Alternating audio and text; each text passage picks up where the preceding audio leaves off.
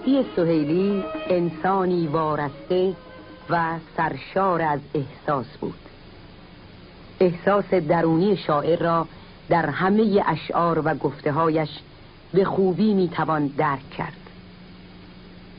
مهدی سهیلی در یکی از روزهای پاییزی به گورستان ظهیرالدوله می رود و آنچه در اندیشه اش می گذرد به روی کاغذ می آورد. گذر کردم به گورستان یاران، به خاک نغزگویان گل عذاران. همه آتش بیان و نغمه پرداز، دریغا دریغا در گلوشان مرده آواز. بسی ساقی که خود افتاده مدهوش، همه گل چهرگان با گل هماغوش. عجب بزمی که آهنگش خموشی، نه جای باده و نه باده نوشی. نهی گر گوش دل را بر سر سنگ، برآری ناگهان آه از دل تنگ. گلاندامان زیر سنگ خفته، در آغوش خموشی تنگ خفته. نه بانگی در گلوی نغمه سازان، نه جانی در تن گردن فرازان.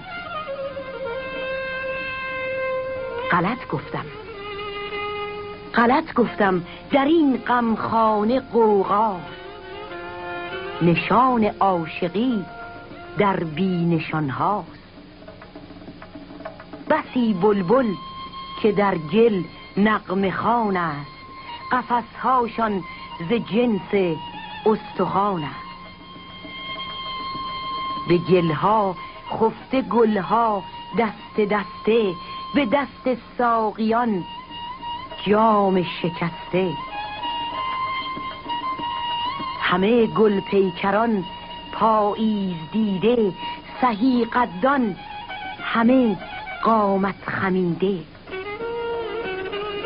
عروسان را مغاکی حجلگاهی، مبارک باد ما اشکی و آهی.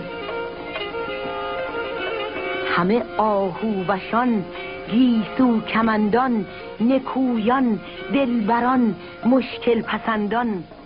پریرویان عاشق داده برباد، همه شیرین لبان کشته فرهاد.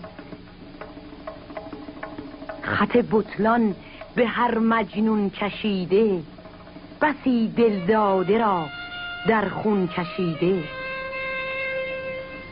گلاندامان از گل با صفاتر، به لبخندی ز جان هم پربهاتر. همه در زیر سروی پای بیدی، ولی نه آرزویی نه امیدی. ولی نه آرزویی نه امیدی.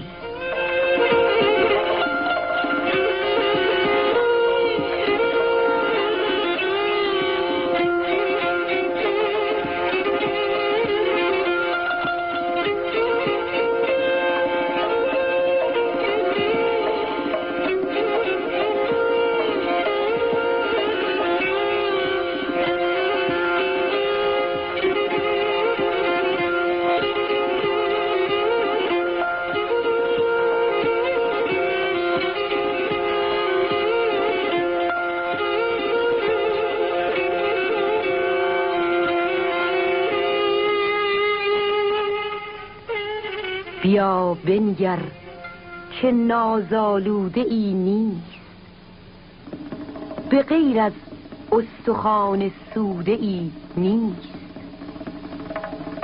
کجا رفتند آن افسانه سازان، چه شد آهنگ مهر دل نوازان؟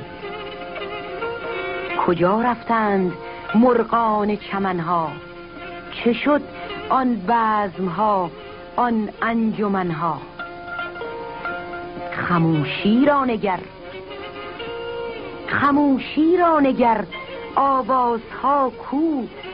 کجا شد نغمه ها آن سازها کو؟ چه جای نغمه، چه جای نغمه